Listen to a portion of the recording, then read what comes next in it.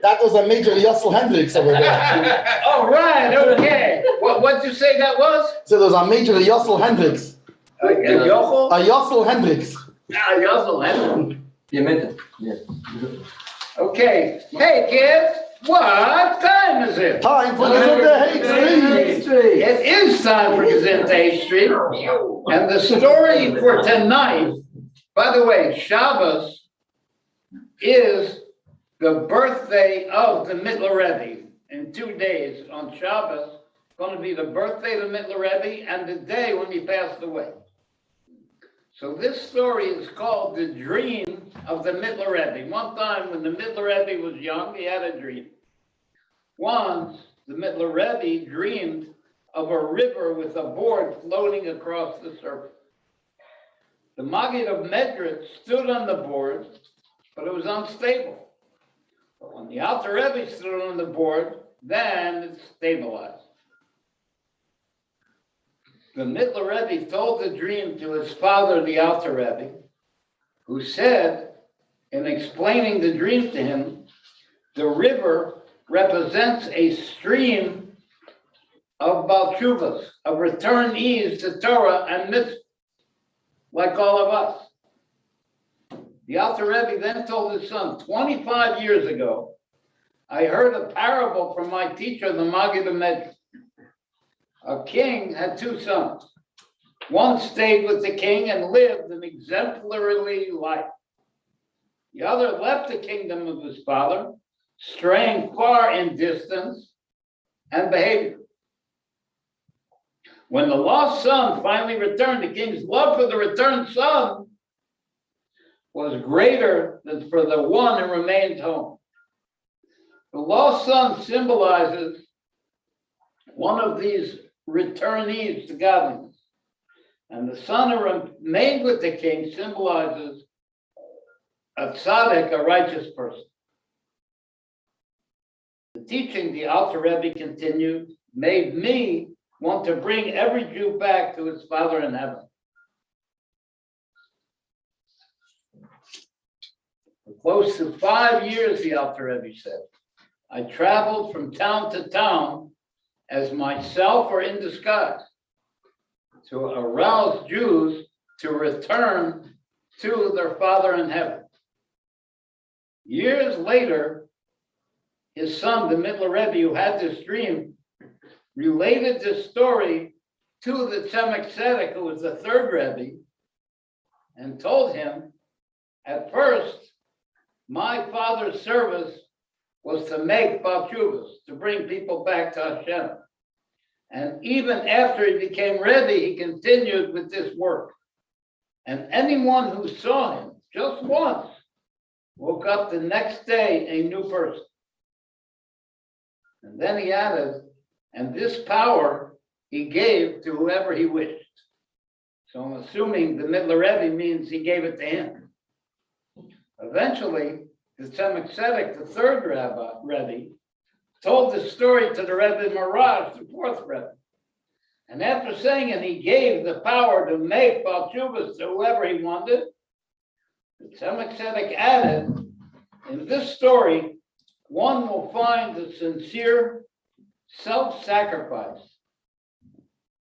of Hasidim, which comes to them as an inheritance.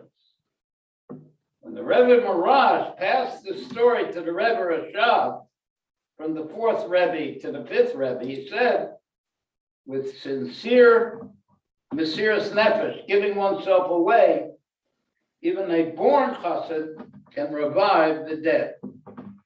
Meaning he's just born into the brotherhood of Chassidim. He didn't do anything to advance his level. But even a guy like that with sincere giving himself away can revive the dead. The Rebbe Rashab, the fifth Rebbe, shared the story with the previous Rebbe, with the sixth Rebbe. And referring to a born chassid and explaining what's a born chassid, he emphasized what a born chassid receives as assistance from above can't be compared to the heavenly assistance given to one who toils in the boat. In other words, a born chassid, who's somebody who's born into the milieu of chassidus. But he can't be compared to somebody who works on himself to make himself better, who gets more existence, more assistance. Nevertheless, even a born chassid who's not toiled in the boat, he hasn't done the service of God, can revive the dead by giving himself away when he helps another Jew to put on tefillin. When a Jew wears tefillin, his head, his heart, and the limbs of his body stay healthy. If he doesn't wear tefillin, God forbid, his head and his heart and all the limbs of his body can become sick to the point where he can fall and become a primary source of uncleanliness. That's what a dead body is, a primary source of uncleanliness. It makes everything it touches to be tumah, to be unclean. So he's talking here obviously in a spiritual sense. The point is, everyone can make a Baal Teshuvah. Everyone can bring somebody who's far away close to Hashem. If only they do it by giving themselves away with Mesiras Nefesh in a Hasidic and a sincere way. Sincere means, like the sages say, words from the heart penetrate the heart of the listener and accomplish their intent. In other words, when you talk sincerely to the person about returning to Hashem, it will reach his heart. And in a Hasidic way, means to forgo one's own needs to do good for another person. Like it says, a chassid burns his nails to ensure no one is injured by them, even though it might endanger the chassid who burns them. A Rebbe asked a question: what's the connection between tefillin and making a Baal Teshuvah? I don't remember who, it was the previous Rebbe or the Rebbe before that, said by putting tefillin, that's the way you'll bring another person close. So he said, what's the connection? An encapsulated version of the answer is that when a person becomes aware of his good fortune and responsibility to serve Hashem, when a person finally wakes up to the fact that they have a mission for God in this world, whether somebody else told him he does or his inner voice tells him, he immediately rationalizes. He says, this path is not for me. But why does he say it's not for me? It's because the desires of his heart overwhelm his intelligence. His intelligence tells him the thing to do is be connected with God. But he has desires in his heart which pull him away from that. Like our sages say, a person doesn't sin unless the spirit of folly enters. Therefore, the first step in helping the person to do tshuva, to return, is having him put on tefillin. The arm tefillin is placed across from the heart. The heart is where temptation resides. It binds the arm, representing action, to the heart with a band of holiness. Similarly, the head tefillin accomplishes his intellect with a band of holiness, allowing the true voice of the intellect to be listened to. When a Jew finally does return, which you help him do it by putting tefillin on him, Hashem reveals love for that Jew even more than for a completely righteous person. Like it says, in the place where a Baal Tshuva stands, a complete tzaddik cannot stand. Furthermore, the king, Hashem, recognizes his responsibility to thank the one who returned his son and gives him anything he requests from his full, open, wide, and holy hand. Now, there's an addendum to this story, a thing that is lost and found. Our Rebbe said, when the previous Rebbe came to America to stay, he made a proclamation. The sooner we do tshuva, the sooner we'll be redeemed. Someone told our Rebbe that a person who is not familiar with Lubavitch asked his friend, this guy overheard their conversation, what are these Lubavitcher Hasidim? His friend answered, they're very strange.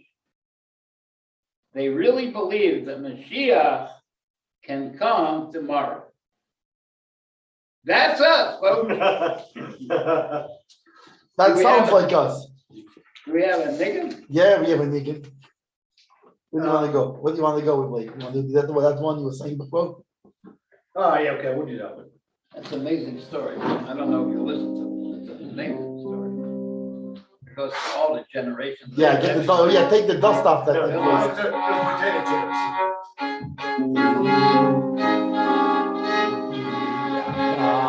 Is that what you are? Let me get ready. Oh. Santa! Bam, bam. Where we started is the ma ma ma ma ma ma ma ma ma ma ma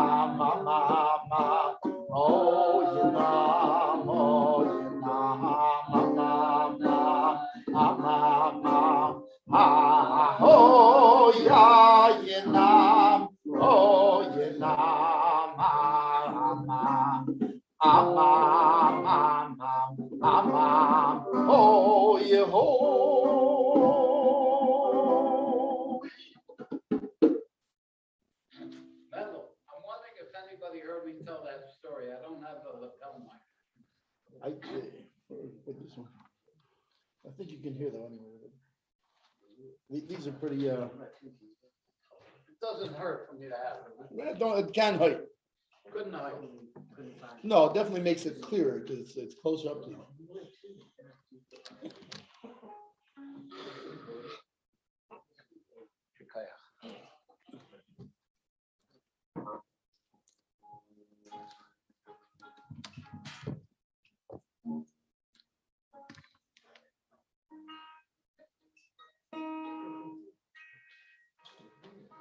Okay. Yep. Perfect. Okay, everybody. Now, I'm wondering what's happening. We seem, as we explain about Chachma, Bina, and Das, we seem to getting less hits. I'm just told we started out with about 12 to 1,500, and now we're down to almost 300. I'm just hoping that the people who are watching are staying for a longer time and changing quality for quantity. Now, I just want to, we said last time that there's three things. There's Maimek, Omek Hadas, and Iyud. And Maimek and Omek Hadas is by the Rebbe. Maimek is when the Rebbe has a realization of the infinite light. And he concentrates on it because it's so precious, therefore he has a desire to bond with it. And from that he arouses his Koach HaMaskil to produce a Chachma and Bina, which contain that infinite light, and through which it's communicated. So the level of producing the Chachma and Bina, that's called Maimek. And then the real Chachma and Bina in the brain, that's called the Makas Hadas. And that Makas Hadas is the concentration of the point that connects the Chachma to Bina, so that you could bring out the explanation of Bina from the Chachma. Now tonight, we want to focus on the third power that we spoke about, which is called Iyun. And Iyun is not by the Rebbe. The Rebbe doesn't need Iyun. What Iyun means is to go over the outer level of the explanation, the words and letters, until it's understood clearly, until you reach the depth of the explanation. So it's exactly the opposite. The Rebbe starts above, and he brings the explanation down. So finally, it's a bina, where it comes into the metaphors. But the student starts from down, he starts with the metaphors, and works his way up until he gets the point of the explanation. Now, what we want to do tonight is we want to illustrate this amazing, what do they call it? What's that thing when you think it should be the opposite of the way it is? It's what wie sagt man? No, wie called man das? Intuitional, anti-intuitional. No, it's I know the way you're talking about too. Anyway, it doesn't make sense. It's the opposite of what you would think it would be. Right, correct. Counterintuitive? Counterintuitive. Whoa. You thought he was just a fiddle You see, player. for anybody who wants to talk bad about elementary schools in Tennessee, Counterintuitive. What's the counterintuitive thing here? The counterintuitive thing is that Iyun, this going over the explanation by the student, has his source that's higher than where the Rebbe starts from. Even though Iyun is starting with the outer words and letters of the Rebbe's explanation, the source of doing the Iyun is higher than where the Rebbe starts. The source of Iyun is not in the skull where the Rebbe starts from, the level of Das. The source of Iyun is the inner point of the heart, called the Vanta de Liba, the understanding of the heart. And tonight we're going to focus on that more to understand what it is and how it works. Now, in order to do that, Reb Hillel takes us up through 4 levels of Chachma, the lowest of which is the flash of Chachma that comes into the brain, which is the highest thing that we deal with.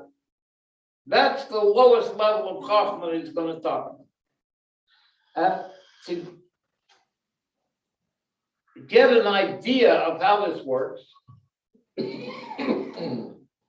we said that the metaphor for Chachma is an underground spring.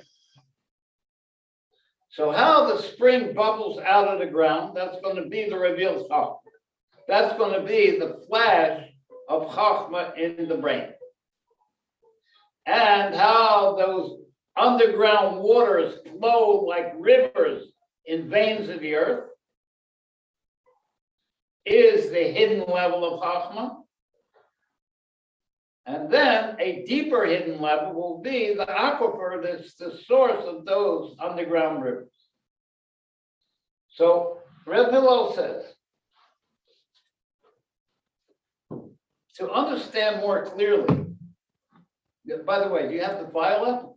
And you're going to scroll it down? Yeah. To understand more clearly how the source of Iyun is in the understanding of the heart, which is the inner point of the heart, we'll start by outlining 4 levels of Chachma, from lower to higher. The first is the Yud of Chachma, is the revealed Chachma.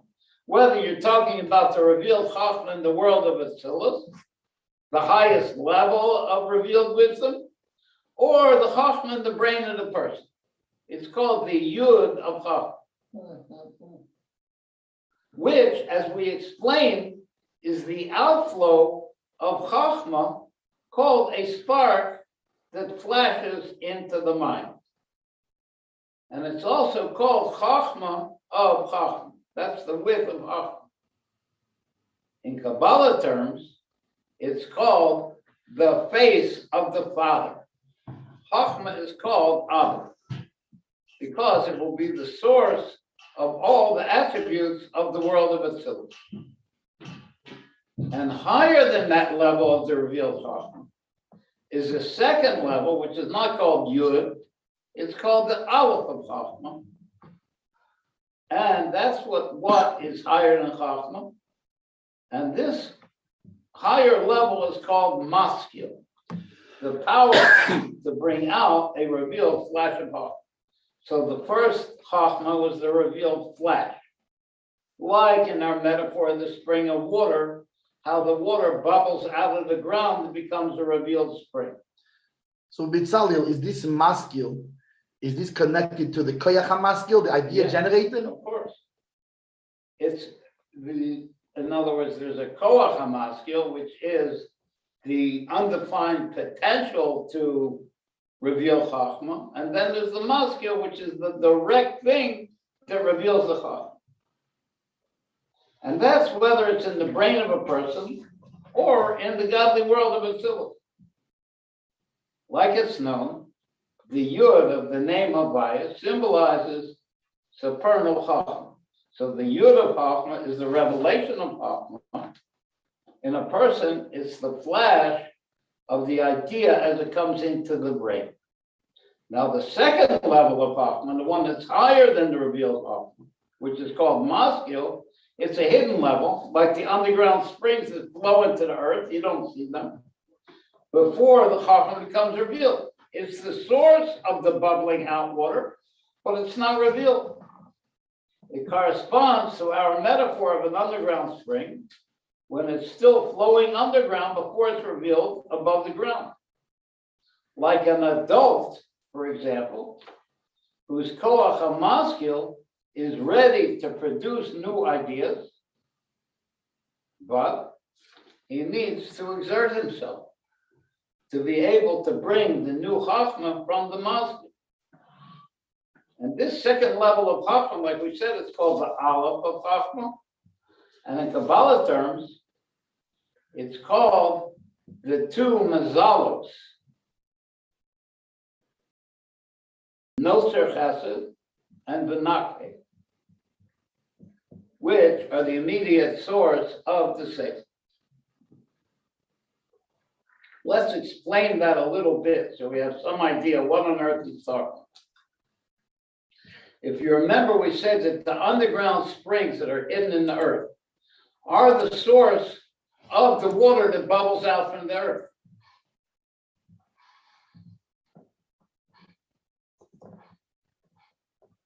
So the level that's higher than the world of Atzilus, the level in me that's higher than my revealed chachma, will be called the level of Kesser in general, and the hidden brain there will be the source of that ground spring. And the way that flow comes in is through the beard hairs of the man called Kesser. It has to come through a thin tube because it's so light and so revealed godliness that if it would be revealed, there wouldn't be a world. There wouldn't be nothing could exist. So it has to contract itself and come down through a thin tube, which is symbolized as a hair of a beard. So that will be like the underground springs that bring the water down from the source of the water from the hidden brain. And there are two of these underground springs, two beard hairs. One feeds into the revealed chachma, like the water of the spring bubbles up. And the other one feeds into the revealed bina, called Benakhe. What is Neitzer Chesed and Benakhe? Is this the same Neitzer Chesed and Benakhe that's part of the 13 attributes of Moisi? 100%. Those are the hairs of the beard. And you see that in the fact that they're attributes of mercy. That even though you went against the Chachma, Hashem provides a way that you can connect to higher than that Chachma to bring down a new flow through those beard hairs. And I'm going to say fast the reason, if you catch it, okay? And if not, it won't hurt according to what we're Can't explaining. wait. The thing is like this. Chachma is a little drop from the bottom of that beard. That Chachma V'Tzilas sucks, gets its nurture from that drop. So Chachma V'Tzilas is a very squeezed thing. There's certain rules, it has to be done exactly in a certain kind of a way. And if you go against those rules, what do? What you do is you do tshuva, and you're able to reach these levels that are higher than Chachma. And how is it? You say, well, wait a minute. Even the levels higher than Chachma are bringing down those drops through the beard. So what am I accomplishing by going up to the level of those mizalos, of those levels of mercy? He says, because really the beard, even though it carries the drops from the hidden brain, actually grows out of the skull. And in the skull is chesed of Atik Yom. So that chesed overpowers any kind of judgment, and you're able to be forgiven for anything.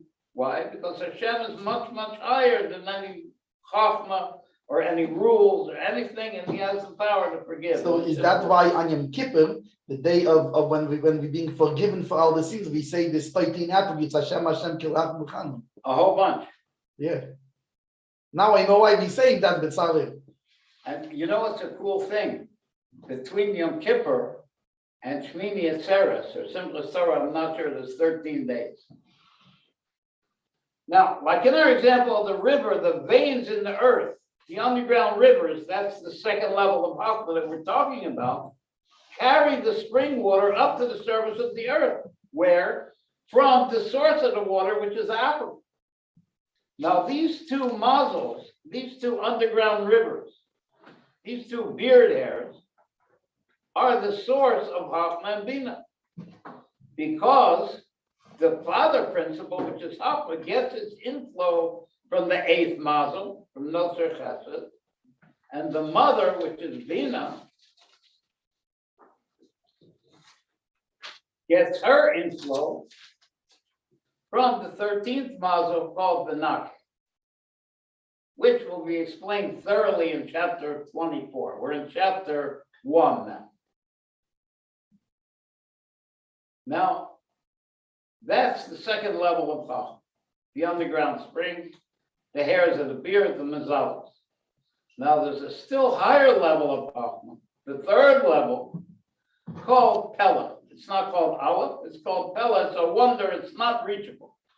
That's the same letters as Aleph, though, isn't it? In a different Correct. order. It's connected, which is the essence of the Koach HaMaskil. It's not the maskil, which is how the water is in the beard. It's the Koach HaMaskil itself, like the aquifer, which cannot be grasped, cannot be felt, it cannot be revealed at all. I don't know how good this is a metaphor. The electric generator in Niagara Falls, you can't bring it into your house to make your light bulb light up. It can't be revealed at all. It has a name of electric, but itself is not electricity. It's higher and removed from electricity. And he brings an example like a baby whose power of intellect is not yet revealed. But even so, the baby has this koach hamazkir, this chachma producer, on a non-revealed level. Like we see, as the child grows, his power of intellect grows, gradually becoming more and more revealed. And that revelation of the intellect in the child day by day comes from the koach hamazkir. In Kabbalah terms, this third level is called the hidden chachma, or of the supernal realm, called chachma stima, which lines up to the aquifer. It's the source of the flow of chachma, even though it's not accessible or realizable at all. Like when you get an idea, it comes from someplace, but you can't have any idea or grasp on where that comes from. Now there's a fourth level of chachma, believe it or not, like my friend Label says, I'm getting a nosebleed. The fourth level of Chachma is the level of Chachma of the essence of the desire. What do you mean, the Chachma of the essence of the desire? A desire is called in Hebrew a ratzon. And a ratzon is the moving of the soul to dress itself into 10 powers. Therefore, the 10 powers are hidden in this desire. They have to be hidden in there for it to know how to dress itself in there. Are you okay with that? Is that too complicated? No, that sounds good to me, Bitzalel. Therefore, the 10 powers are hidden in the ratzon. In other words, Bitzalel, when you go to grab a cup of coffee, right, it's because you want that cup of coffee, and that's your soul expressing itself by wanting that cup of coffee, and that's what make it happen. So now maybe it could be the soul wants to make a bracha on that coffee. I don't know. But what he's saying here is inside that desire, there are 10 powers hidden there. The power to move to the cup of coffee is hidden in the ratzon. I have maybe a metaphor for it. If a lion comes into the room, you jump out the window. Now, with all my 10 kaifas, with all my 10 powers, I jump out the window. You didn't try to break through the wall. You jumped through the window. So even though you weren't figuring out what's the smartest thing to do, your ratzon, your desire to live, has a chachma. It's the chachma being that the place to jump out is the window and not try to go through the wall. So that's similar to this, called the chachma of the essence of the ratzon. And that ratzon, that desire, in other words, what's this desire? When Hashem tells the neshama, go enliven a body. The neshama develops a desire, because Hashem told it to enliven the body. So he has this desire, and the way it enlivens the body, it dresses itself into seichel, into intellect, and into emotions. So you have to say that the intellect and emotions are all included in that desire. That's how the desire knows how to go in this. Like the ratzon for chachma. The neshama has a ratzon, and it's called the chachma of the ratzon. The chachma of the desire. That's his fifth, fourth level up we're talking about. The ratzon for bina, it's called the bina of the ratzon. So every level of keser, every level of desire has a name of where it's going to be manifest. So chachma, which is hidden in the essence of the desire, is the moving of the soul, and it's drawing down to be dressed into the koach hamaskil. The fourth level now becomes dressed into the third level. And that is the real intellect. Whoa. The real intellect is the chachma of the ratzon. And in Kabbalah terms, it's called chachma of the face of the skull. The skull itself is not intellect, but it has in there the potential of intellect. In other words, for the soul to dress itself in the 10 powers of seichel, intellect, and emotions, it has to have a desire to do so. It has to want to. And for that desire to express itself, it must know how to come into the 10 powers, or how it would express itself. And knowing how to accomplish the move is this fourth level of chachma, called chachma of the essence of the ratzon, of the essence of the desire.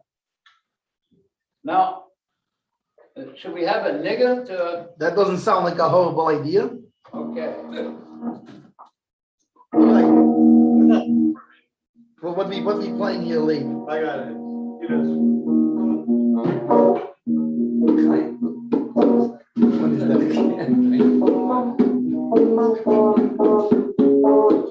You need to sing me a few bars there. Yeah. What is it? Yeah, well. You want to line, Rabbi? Yeah. That sounds good. Which one is it?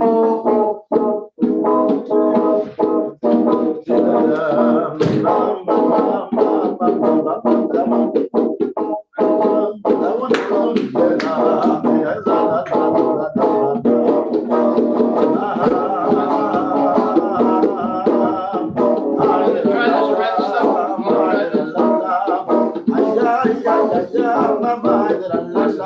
Is that one? Which one is it? Oh, Vayeitzei one. Okay.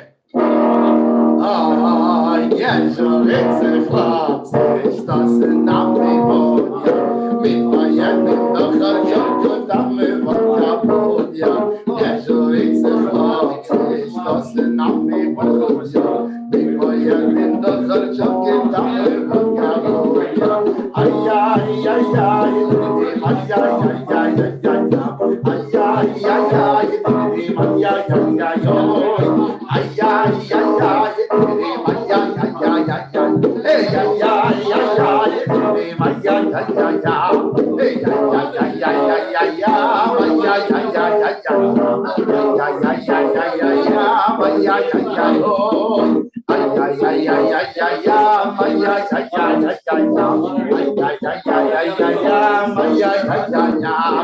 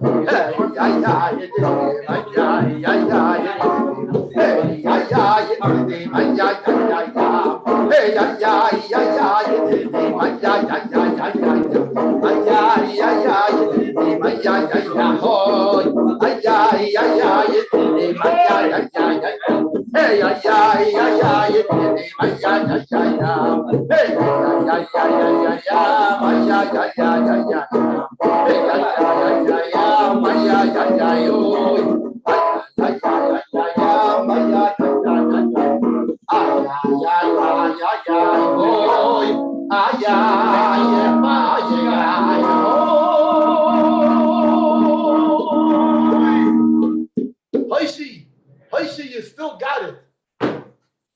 You got it, Hirsch. You do it now, did you? Come on. Okay, now we can ask a question.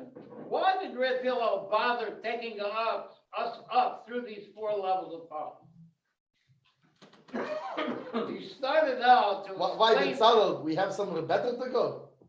he started out to explain to us what Eon is and how its Shoresh is higher than where the Rebbe starts with Maimek and Amakas and Dach.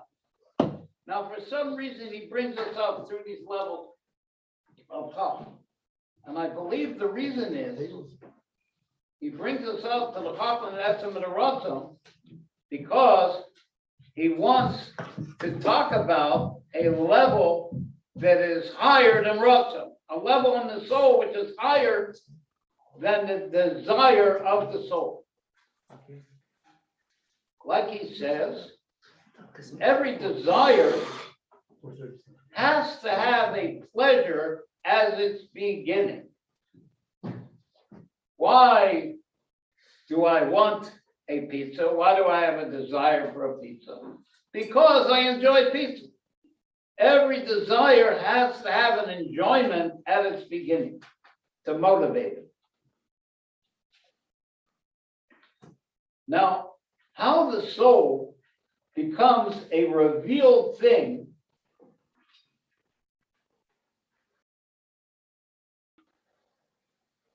is in its pleasure in godliness. That's how the soul becomes a soul. Before then, it's completely nullified and doesn't feel anything at all. And the first realization of the soul is the level of pleasure. It gets pleasure in godliness. And this pleasure, this level of pleasure in the soul, has two levels. There's the simple, non-compounded, and level of pleasure. And then there's the compounded, the combined level of pleasure. You following this, Gimel Aleph? Yeah, there's a compounded type, the pleasure and of a non-compounded type. One is how the soul gets pleasure in its own essence, and the other one is how the soul gets pleasure from something outside of itself.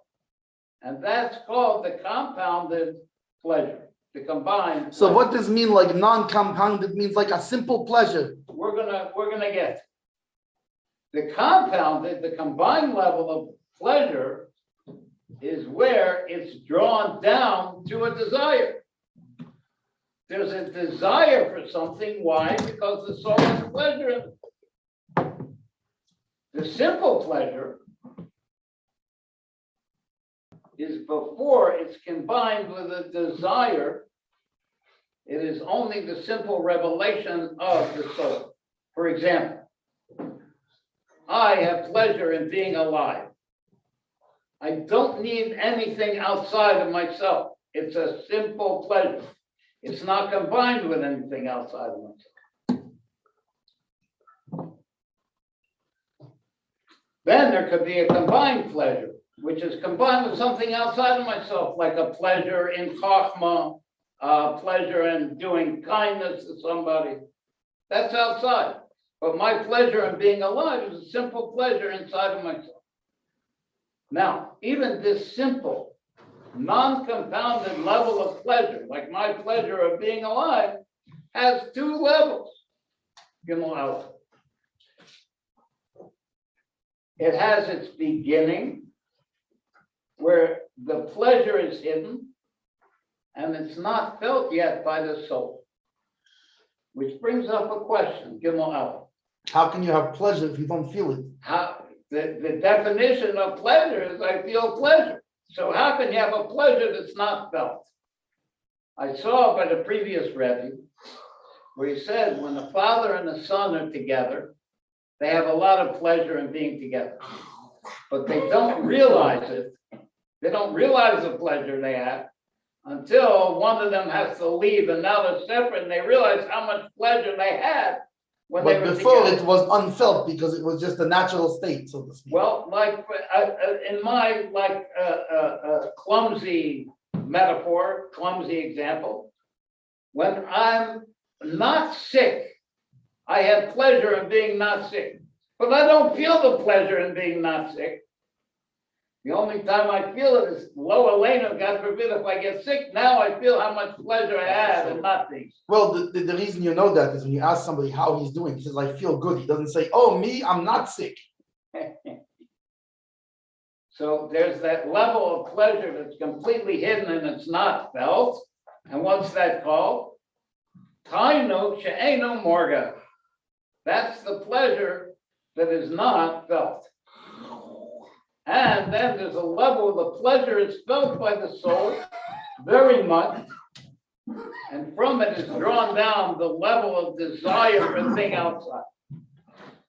Like I feel so much that I like being alive. Now I have a desire to eat so I can still keep staying alive. And a desire to eat something good. Hmm? Then after that comes the desire to eat something good.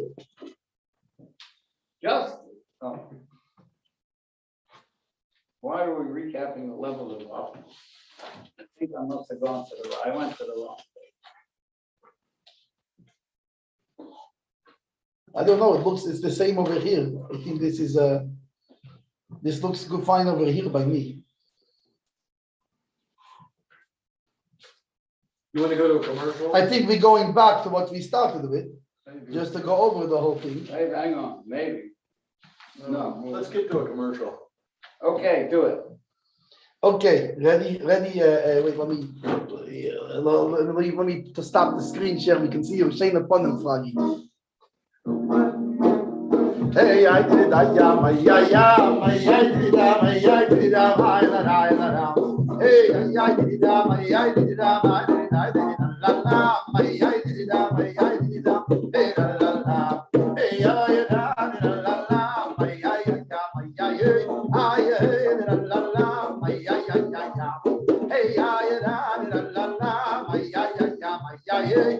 yeah, la la la, my yeah.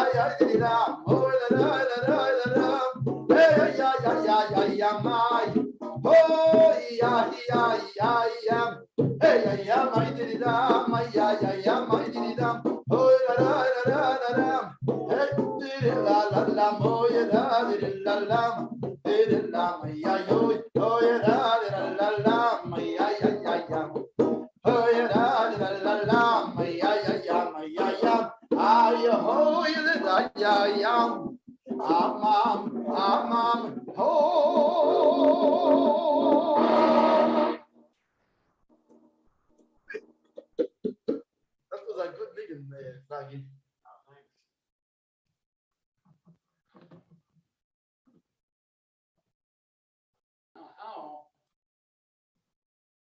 the supernal pleasure becomes combined with the supernal desire. And there's a pleasure outside of the essence.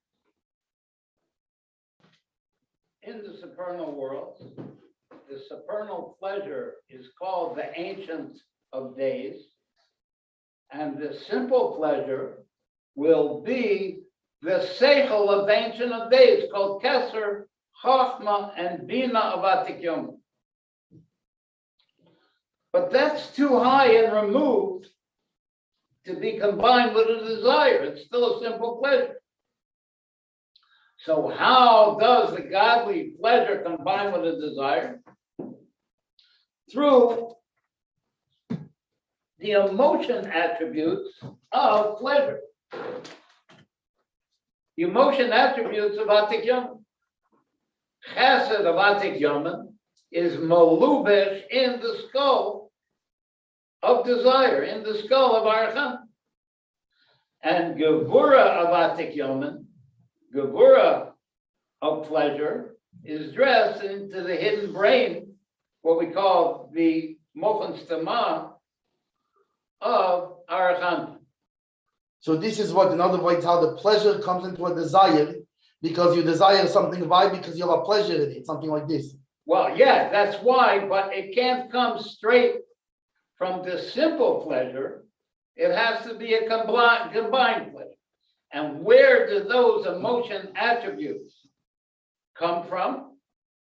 Chesed and Gevurah Atik Yom. They come from Bina of Atik Yom. That's where emotions are generated, in Bina. In the mother, right? They're born out from the mother. Right, correct. So even in these levels, higher than the world of Atzilus, there is Keser, Chachma, and Bina of pleasure of Atik Yomim. And from the Bina of Atik Yomim, which is going to be that pleasure which is felt very much, Bina is a yesh, Bina is a felt existence, is going to be born out the emotion attributes, the Chesed and Gevurah of Atik Yomim, to combine with the desire. Because the simple desire can't combine with anything outside of itself, it's a simple desire. But from that felt very much, where that simple desire is felt very much, called the Bina of Atik Yomim, is born out those emotion attributes where there can be a reaching out to connect but with Bitzalel, a desire. Bitzalel, if the first yesh, if the first something is in Chachma of Atzilus, how can there be a 10 spheres higher than this, even in the nothing? Well, who told you that the first yesh is in Chachma of Atzilus? First of all, it's a known thing, Chachma is a nayan, and Bina is a yesh. That's the first thing.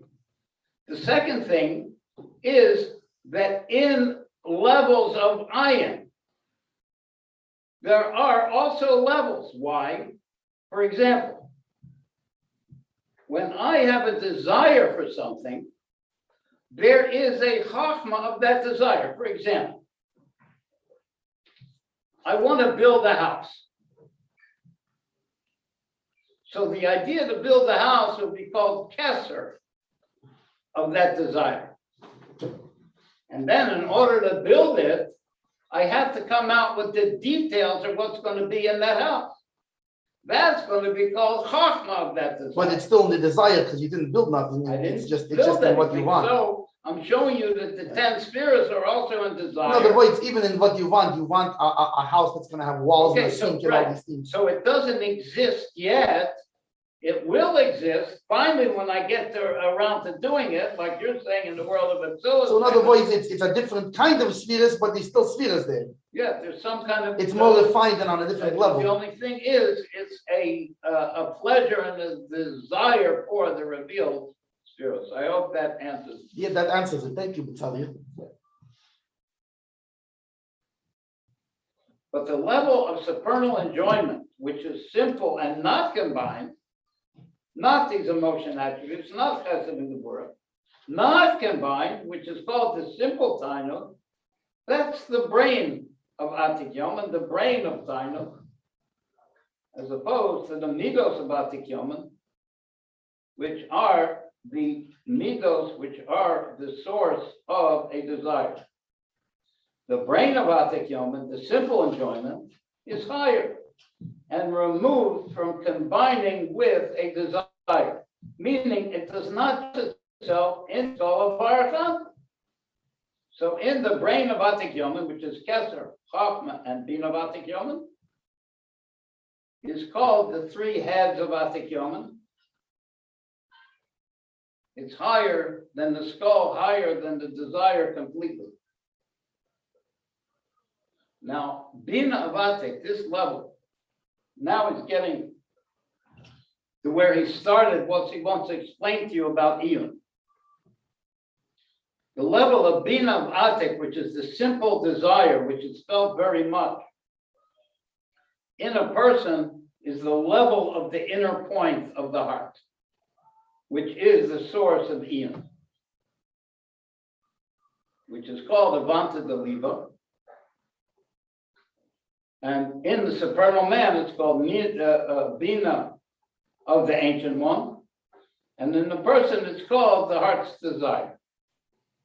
It's a level of enjoyment which is felt very much, Bina of Atik Yomim, called the realization of self-existence of the supernal man. Question if this is called Yeshu Amisi, That's what he says there. It's called the Yeshom. You see, the true existence, which incorporates and nullifies any other existence. In other words, there's only Hashem at this point, and there is nothing that exists besides Hashem. In other words, he didn't build the house yet. Not only did he build a house, he didn't even think about a house. He just desires it. But the level of enjoyment, which is not felt, which is higher than Bina Vatikyom, which is not the inner point of the heart of the person, is way higher than that. That's the level of Keser and Chochmah of Atikyomen.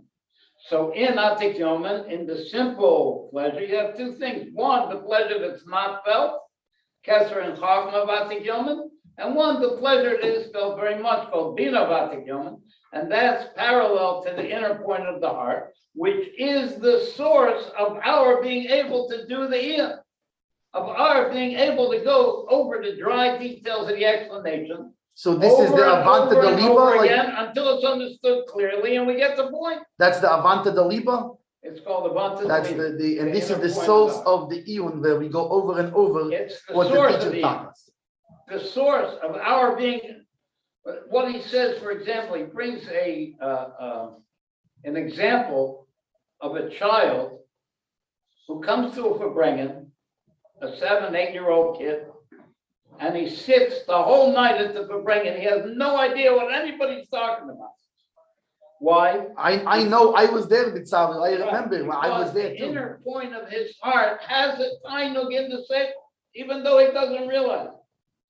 It's coming from that level, the inner point of the heart. So how would, like, when we learn a mimer, right? And we do, when we learn a mimer, when we learn a teaching of the Rebbe, and we do iyun, right? So this is what, because it's connected to our desire to be close to the Rebbe. Is because you have a tainug in this seichel. Why do you have a tainug in the seichel? Because the seichel is bringing you the essence of God. And that's why you're able to do the Iyun, because the only way you're going to get God is by doing the Iyun and getting to the point of the explanation, putting your doubts on. According to what it says in Chassidus. Say again? That's a song too, Aishi. I need to wrap it. I'm losing it. Well, and I think this is about when we started. Yeah. So we're up to tainug, the pleasure that's combined with the desire, and we'll start here next time. How does that sound? That sounds good. This was a good one. But maybe we'll start here. We should probably review it again, go over it. I think so. Maybe you'll go over what next time. Good. You'll go over what we did tonight. Oh, that sounds good. I like that idea. Okay. So what about a niggun? Yeah. How about a niggun? Take us out. How about it would give me lots of simple pleasure if you would do your joke song. You want a joke? Oh yeah, let's do a joke song about the mikvah being made Okay. of of substances. If the mikvah was mashka, If the mikvah was mashka, and I was a duck, hey, I was a duck. I swim to the bottom and never come up. Tell me how long do I have to wait? Can I get my out now?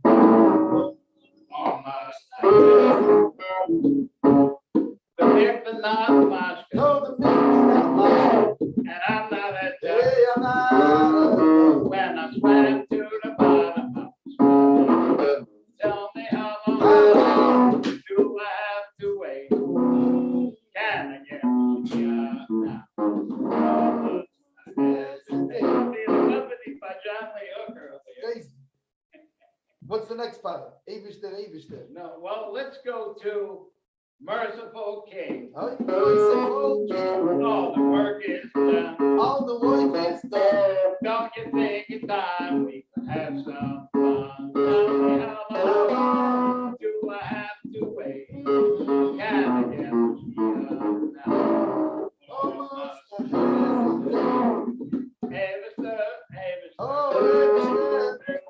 I ain't lying. lying. The people down here that tell me how long do I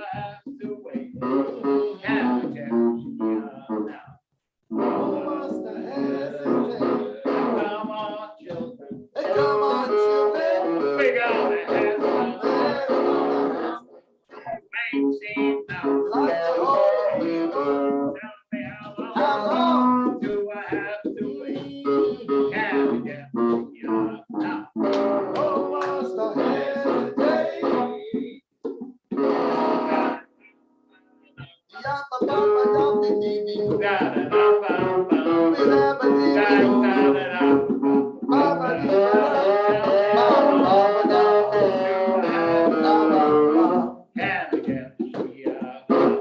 Oh, must I hesitate? Okay, we're gonna sign off song now? Yeah, where's the G? Here This we is go. this is Hershey's wake up song. You ready?